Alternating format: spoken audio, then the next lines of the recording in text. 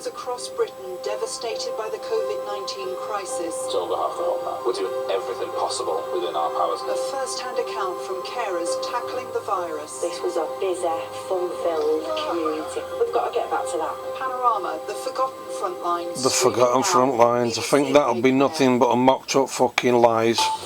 It's gotta be. Hello, this is Breakfast with Nagin Manchetti and Chris Mason. Good morning to you. Time now, 8:32. Lots coming up, but first let's get straight to one of our main stories this morning. For millions of people who have been shielding during the pandemic, this weekend marks the moment that most can enjoy some more freedoms in line with the restrictions, despite yesterday's announcement, which saw the postponement of the easing of some of the lockdown restrictions in England. Let's talk you through how it works around the UK, because there is a varied picture. In Northern Ireland, shielding has already been paused for the 80,000 people affected there. From today, shielders in England and Scotland can come out for the first time in months, apart from if you live in Oldham, where shielders are being advised to continue to do so for another couple of weeks until August the 14th. Let's talk about Blackburn with Darwin and Luton, where shielding... Amazing how they're setting dates around this COVID, isn't it? That is the same for Leicester and the surrounding areas of Blaby, Charnwood, Wigston and Oadby. Now, Our virus knows all the dates I do not know.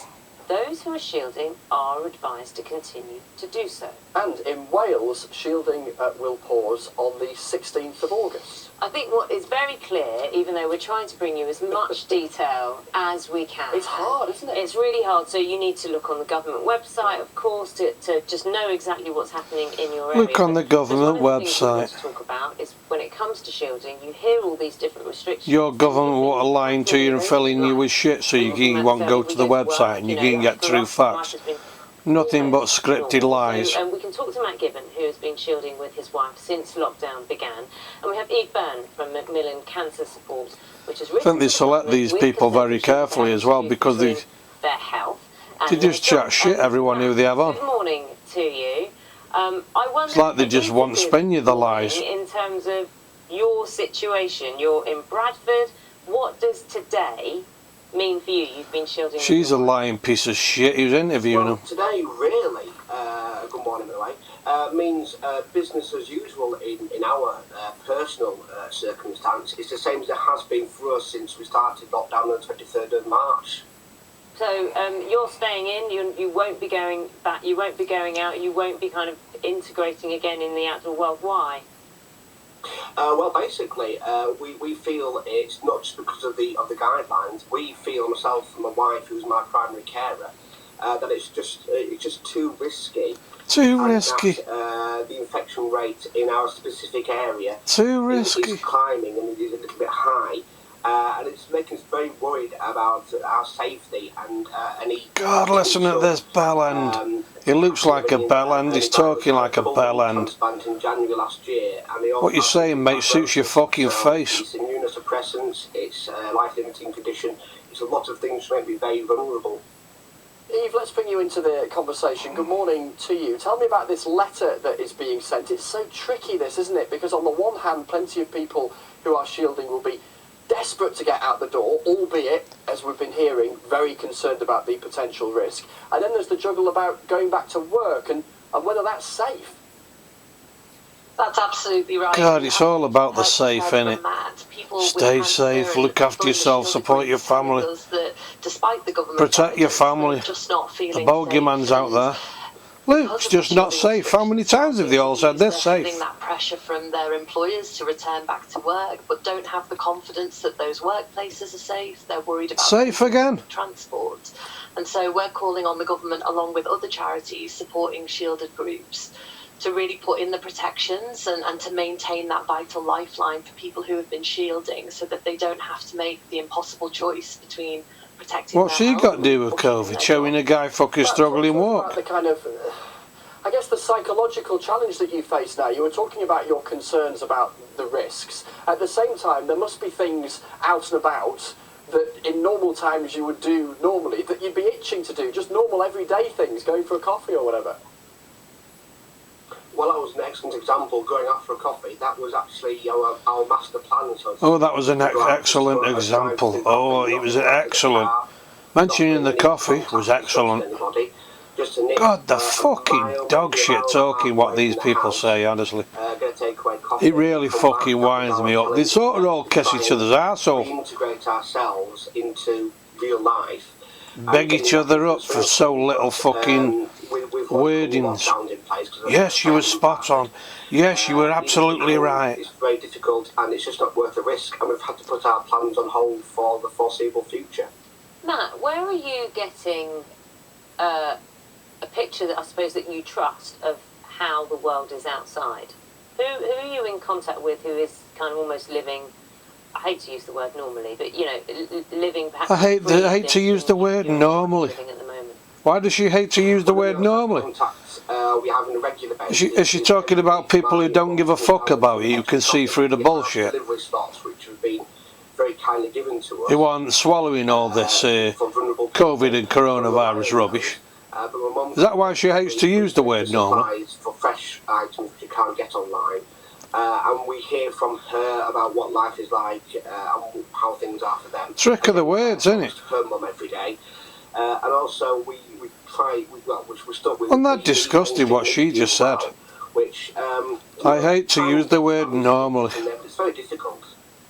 Oh, because she loves the word new normal, is that what it is? Letter, obviously, you've laid out your thoughts on this. What would you say, because you're obviously there hearing people who are concerned, what would you say in terms of advice of, you know, God, they vile these people are, they truly are. Not to make the decision for them, that's up to them, but just a little bit of guidance and reassurance.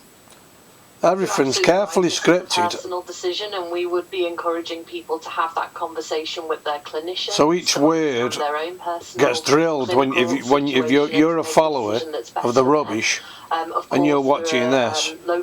Their carefully scripted words get drilled into your head. As well, to get in touch with Macmillan if they are struggling and feeling anxious about lockdown easing and shielding restrictions coming to an end. We are there to help people. Anxious about lockdown easy. We encourage people to get in touch. I'm anxious about fucking lockdown, fucking full stop. And Matt Gibbon in Bradford, and we wish you all the best, Matt. I hope you get to have that coffee at some stage once you feel that it's safe. All that's keeping me going is that coffee. Thank you very much. Thank you. It's coming up to 20 minutes to 9. It's FA Cup final day today, and Mike is at Wembley, where it's that guy there on the left. Have you ever known a guy have a fucking party in the middle of his head? Because that's what he's got. More people at Wembley than ever before. There have been 138 FA Cup finals, none anything like the 139. Football is a wonderful game. This will be a famous old show without a soundtrack. A great occasion with the colour drained. So what will it be like for those at the centre of it? This occasion without fans is never going to be the same. It's impossible. What it makes it special is that energy. I don't like football. I'm not a follower of football. Never liked it. We are getting used to it, and it's not to say we like it because we want the fans back, but we have to respect. But you know, a football match, I would presume, is all about the fans and the encouragement. Cup final history, but we forget the role of the backdrop. Remove it and the picture seems incomplete. And what about the words to go with those pictures? Well, BBC commentator Guy Mowbray has a very different job to last year. Gomez saves, but Sterling reacts again! The bigger the game, just the more gravitas, the more depth comes through, because you are rising and falling with the crowd. You have the same levels of excitement. It is a little bit different. A little bit different. It is a little bit different, he says. No crowd at all, just a little bit different. The spoken word, Cup final day is always filled. I think it's dramatically different. The British Youth Opera will perform the national anthem, but they're missing about 80. This is what it's all about, all these dicks. I wouldn't even want to take part in that, being in a fucking square box. It brings the country together, and you know, singing does the same thing. Just complying to the moron fucking brain dead stupidity. You know, we're going to miss that. Of what they want you to be doing, pushing it. Get and join in and fucking sit in your box and you fucking however you do that talking. The walk to the Royal Box is gone. The trophy will be presented on the pitch. There will still be despair, exhilarating joy, and a universal hope. But this is all unique. Patrick Geary, BBC News.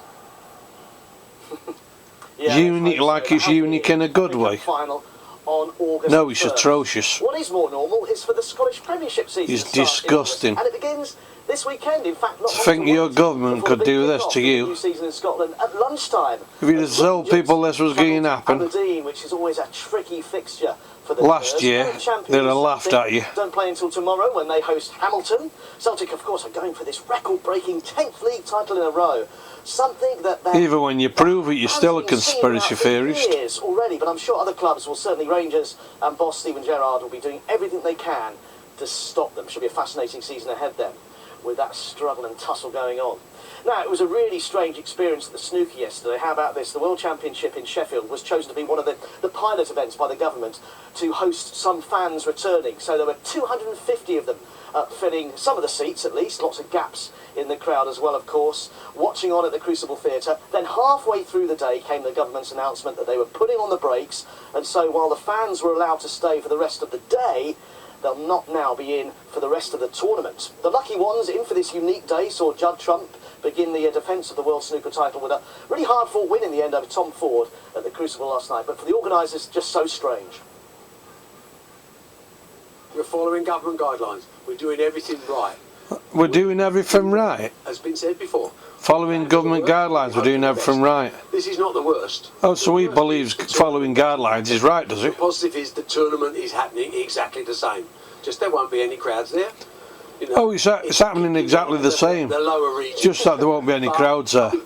Well, how's it exactly the same then? There's no fucking crowd. We'll get through this. These people, man, they chat shit. The pain and the hurt.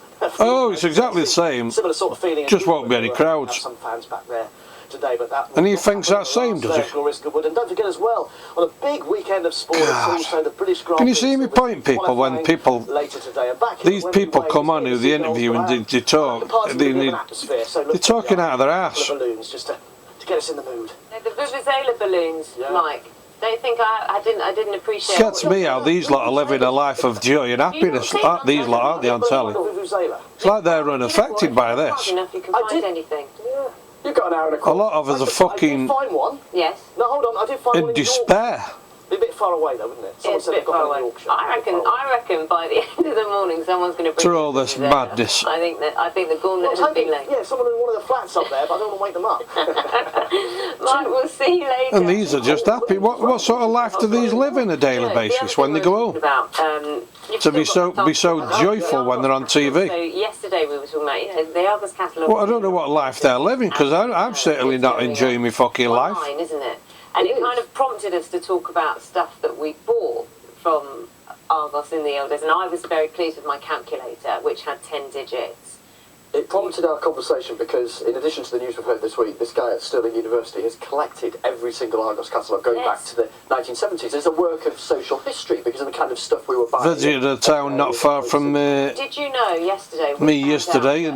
Poor Charlie never had an action man. Oh. Yeah, I think it's still. Drove past their Halfords and that's all closed down. And said, when we said what kind of stuff you bought from Argos, he bought Action Men, all their outfits. Oh, and I think Argos in my own town, I've been told, is completely shut. I suppose with a name like that, you've got to have Argos in my own town is shut. Because Leroy then said, empty through the window apparently. Commercial diving career. Right, so he had the diving equipment, and so he asked the question, I wonder how many of those childhood things inspired. You know what they try and do? They try and force everybody to start shopping online. They want your shopping in future life to be all online. Which I do buy from. Well, they're very good watches, and one of those watches used to be a remote control. Someone tweeted and said they used to have this. That's control of money. The shop. Control of you. And turn the volume up and all that. And you're not out socialising with anybody. People, including Dad, have been tweeting me about. Something else as well. I used to take my dad's road maps and put them on my bedroom wall and draw my own weather symbols and then stick them on and pretend to be a weather presenter. So cute. That is so cute.